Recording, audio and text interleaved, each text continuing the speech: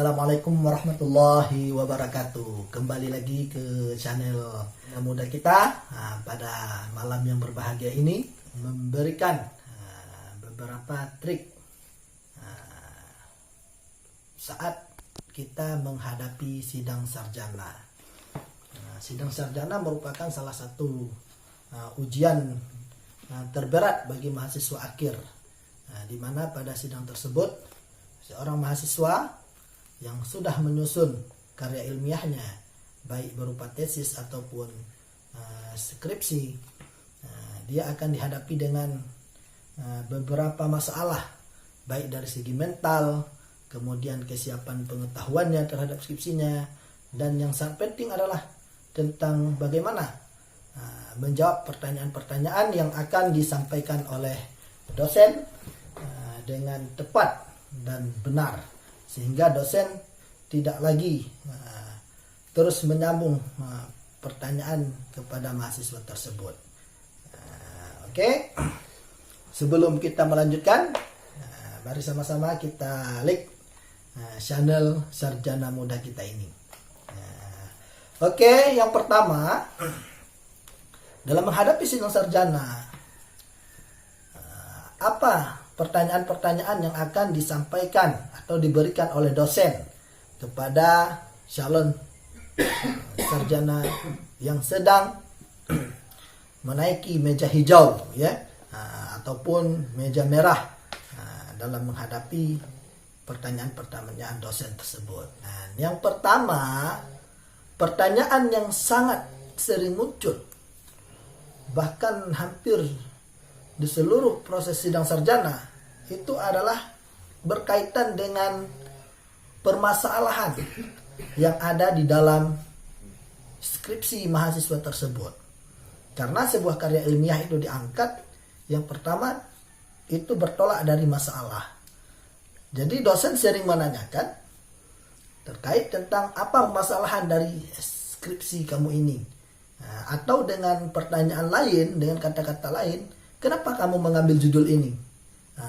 Atau kenapa kamu mengambil di suatu lembaga ini? Atau mengapa mengambil di suatu wilayah tersebut?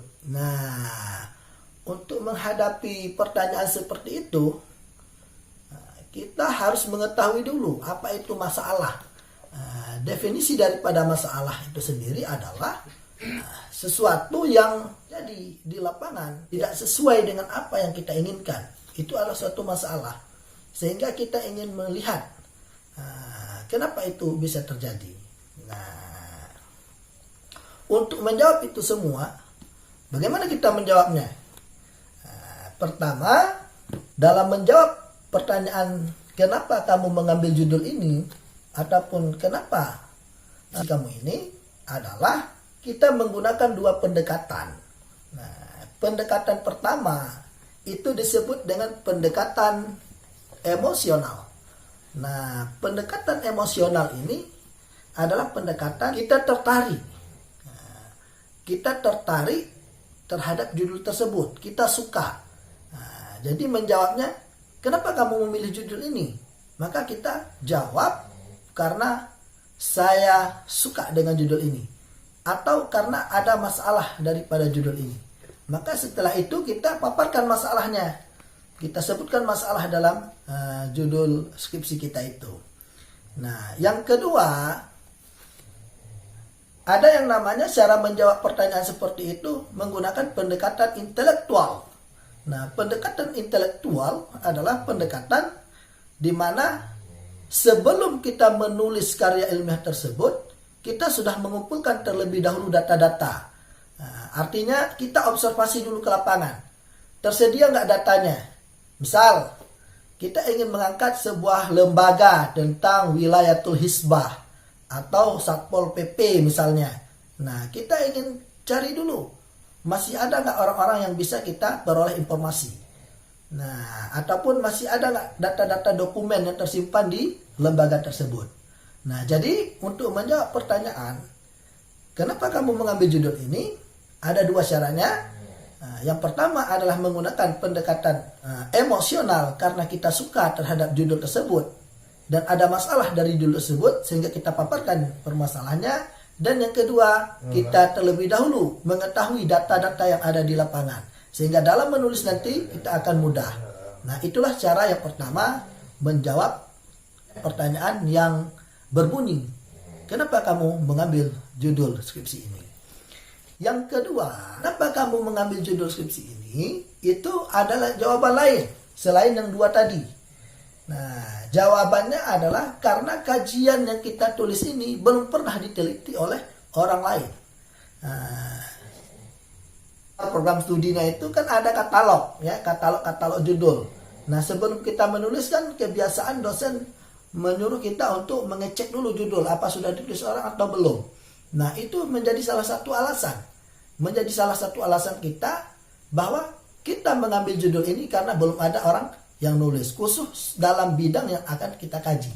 Sekalipun ada judul-judul yang hampir sama, nah kita harus mengetahui dulu apa yang dilihat oleh orang tersebut. Nah, misalnya kita meneliti tentang lembaga Satpol PP. Nah, kajian-kajian yang diteliti oleh orang lain misalnya dalam aspek lain, misalnya aspek menjalankan tugas. Nah, sementara kita ingin lihat dari aspek historinya misalnya. Jadi kita bisa bandingkan. Jadi kalau menjawab pertanyaan kenapa kamu mengambil judul ini, maka kita juga bisa menjawab karena judul ini belum pernah ditulis oleh orang lain. Nah, alasannya bagaimana? Karena saya sudah melakukan pengecekan terhadap katalog-katalog judul yang ada di prodi kita masing-masing dan belum ada yang nulis. Sekalipun sudah ada, kita harus mengetahui dulu aspek apa yang mereka kaji dan aspek apa yang akan kita lihat. Sehingga terlihatlah perbedaannya. Nah, dengan jawaban yang 3 itu, maka kita akan mampu menjawab dan memberikan jawaban yang puas kepada dosen yang menanyakan pertanyaan kenapa kamu mengambil judul tersebut. Nah, kemudian yang sering ditanya lagi dalam sidang sarjana adalah selain masalah, yaitu teori yang kita pakai. Ini kalau dalam menulis karya ilmiah, biasanya terdapat pada bab 2. Nah, teori apa yang kamu pakai dari judul ini? Jadi kita harus kemukakan. Misalnya kita mengambil tentang pengelolaan perpustakaan, misal. Nah, itu teori apa yang kamu pakai? Ditanya oleh dosen. Nah, kita harus jawab. Yang pertama adalah mencari di bab 2 itu tentang definisi daripada manajemen. Nah, teori yang kita pakai adalah teori manajemen. Kita harus sebutkan teori manajemen menurut siapa yang kita pakai. Misalnya manajemen menurut Hasibuan, ya. Nah, kalau perlu kita harus tahu dalam buku apa, ya, judulnya apa, bahkan sampai ke halamannya berapa. Nah, jadi teori manajemen yang kita jawab itu tidak cukup hanya menjawab definisi saja. Kita harus tahu daripada aspek ataupun indikator yang ada dalam teori manajemen tersebut. Misalnya teori manajemen Hasibuan, misalnya di situ ada indikatornya apa? Ada perencanaan, ada pengorganisasian, ya. Kemudian ada lagi yang namanya rolling, ya. Kemudian ada yang namanya nanti satu lagi evaluasi. Nah, jadi pertanyaan yang sering muncul dalam sidang sarjana yang kedua itu menyangkut dengan teori itu, cara jawabnya adalah kita memberikan definisi tentang teori yang kita pakai dan indikator yang terdapat dalam teori tersebut. Nah, kemudian untuk apa teori tersebut? Nah, teori tersebut berkaitan pula dengan bab selanjutnya pada dalam skripsi. Nah, nanti ada juga pertanyaan dari dosen yang menanyakan apa alat ukur kamu. Artinya bagaimana kamu memperoleh data. Nah, biasanya dalam penelitian kualitatif dan kuantitatif itu membuat kuesioner, ya, ataupun membuat pertanyaan instrumen wawancara bagi penelitian kualitatif dan membuat angket ataupun kuesioner pada penelitian kuantitatif, dia bertolak daripada judul itu. Daripada teori-teori yang kita paparkan di bab 2. Misalnya tadi kita beri contoh tentang teori manajemen. Nah, teori manajemen yang pertama indikatornya ada perencanaan. Nah, dari perencanaan itulah nanti kita akan memaparkan, kita akan pertanyaan-pertanyaan menyangkut tentang perencanaan, sehingga terbentuklah suatu kuesioner. Jadi pertanyaan yang mengenai untuk apa teori tersebut dalam sidang sarjana ataupun dalam skripsi kita, fungsinya ialah untuk membuat instrumen penelitian baik berupa angket ataupun instrumen pertanyaan wawancara. Nah, sehingga nanti hasil skripsi kita yang kita teliti di lapangan itu tidak share dari teori yang kita pakai. Nah, sehingga kita mudah dalam memaparkannya. Kemudian yang terakhir ya, pertanyaan yang sering muncul dalam sidang sarjana adalah menyangkut dengan penelitian, menyangkut tentang biasanya yang kemudian untuk selanjutnya dosen juga sering menanyakan pada bagian skripsi yang kita lagi sidangkan itu masalah metode ya. Nah, metode ini biasanya terdapat pada bab 3, metode penelitian. Biasanya pertanyaan dosen bagaimana bunyinya? Ya, bunyi pertanyaan dosen biasanya jenis penelitian apa yang kamu pakai? Jenis penelitian apa yang kamu gunakan dalam penelitian ini? Nah, untuk menjawab itu kita langsung bisa melihat pada bagian bab 3 ya, bahwa jenis penelitian yang kita pakai itu sangat berkaitan dengan judul kita. Jenis penelitian biasanya jika kita mengambil penelitian itu di lapangan ya, tidak melakukan percobaan terhadap apa yang kita teliti, itu biasanya menggunakan jenis penelitiannya adalah penelitian lapangan ya, atau jenis penelitian field research, yaitu penelitian lapangan. Nah, penelitian lapangan ini biasanya digunakan oleh yang meneliti tentang kehidupan sosial ekonomi nelayan. Nah, jadi dalam hal ini kita langsung ke lapangan untuk melakukan wawancara langsung dengan para petani. Nah, itu kalau penelitian lapangan. Kemudian ada juga tentang penelitian menyangkut percobaan, itu biasanya dilakukan oleh mahasiswa yang berasal dari keguruan. Nah, dia menggunakan ya, ataupun pada fakultas FKIP ya, ataupun fakultas tarbiyah.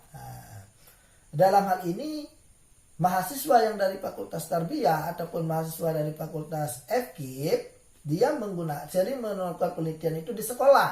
Nah, bagi kita yang meneliti di sekolah, itu ada 2 penelitian yang bisa kita lakukan biasanya. Terlepas dari penelitian lapangan, yang pertama adalah penelitian tindakan kelas. Nah, ini saya ada pegang nih buku tentang penelitian tindakan kelas. Nah, penelitian tindakan kelas itu adalah jenis penelitian yang ingin mengukur tindakan-tindakan yang terjadi dalam ruangan. Nah, misalnya contoh penerapan model pembelajaran inquiry untuk meningkatkan hasil belajar siswa. Nah, jika penelitian kita itu penelitian PTK atau tindakan kelas, dia selalu berkaitan dengan kata-kata peningkatan. Nah, karena dalam penelitian PTK itu yang kita lihat adalah adanya peningkatan. Peningkatan apa? Yang pertama adalah peningkatan aktivitas siswa. Nah, dengan menerapkan model inquiry, bagaimana peningkatan aktivitas siswa pada siklus pertama, kemudian dilanjutkan pada siklus kedua, ada nggak terjadi peningkatan aktivitasnya sesuai dengan model ataupun pelajaran yang kita gunakan. Kemudian yang kita lihat pada penelitian PTK juga menyangkut dengan aktivitas guru. Nah, tindakan guru. Juga kita ingin melihat apakah tindakan guru itu ada peningkatan antara siklus 1 dengan siklus kedua. Nah, dengan adanya dua aspek peningkatan aktivitas guru dan aktivitas siswa, maka selanjutnya kita akan mengetahui peningkatan hasil belajar siswa tersebut. Nah, apakah hasil belajarnya antara siklus 1 semakin naik ataupun semakin menurun. Nah, jika semakin naik hasil belajar siswa, maka dianggap model pembelajaran yang kita gunakan itu memiliki kelebihan untuk bisa digunakan pada pembelajaran yang bersangkutan. Kemudian penelitian eksperimen. Nah, ini juga sering digunakan oleh mahasiswa-mahasiswa yang sedang menghadapi sidang sarjana yang mengambil jenis penelitiannya juga di sekolah. Nah, bagaimana penelitian eksperimen? Biasanya penelitian eksperimen itu adalah suatu percobaan ya, di mana kita ingin mencoba suatu model pembelajaran. Apakah model tersebut bisa meningkatkan hasil belajar siswa ataupun malah tidak cocok. Jadi tidak semua eksperimen itu bisa menghasilkan suatu hasil yang baik. Makanya perlu percobaan. Nah, jenis penelitian eksperimen ini biasanya menggunakan dua kelas. Berbeda dengan penelitian PTK. Kalau PTK dia hanya menggunakan satu kelas. Nah, satu kelas. Kemudian yang eksperimen dia biasanya membandingkan dua kelas. Dua kelas tersebut yang pertama dinamakan dengan kelas eksperimen. Kelas eksperimen itu adalah kelas yang kita ajarkan dengan menggunakan model yang kita pilih. Misalnya model pembelajaran inquiry. Nah, model pembelajaran inquiry di waktu kita menerapkan di sebuah kelas, kelas itu disebut dengan kelas eksperimen. Kemudian satu lagi adalah kelas kontrol. Nah, kelas kontrol ini adalah kelas yang kita ajarkan tetapi tidak menggunakan model inquiry, tetapi kita menggunakan model lain. Misalnya menggunakan model pembelajaran yang lebih konvensional, misalnya seperti berceramah ataupun model pembelajaran yang kooperatif jenis lain. Nah, sehingga dengan membandingkan dua kelas ini kita akan mengetahui hasil percobaan kita, hasil eksperimen kita itu. Nah, mana yang lebih bagus nilainya?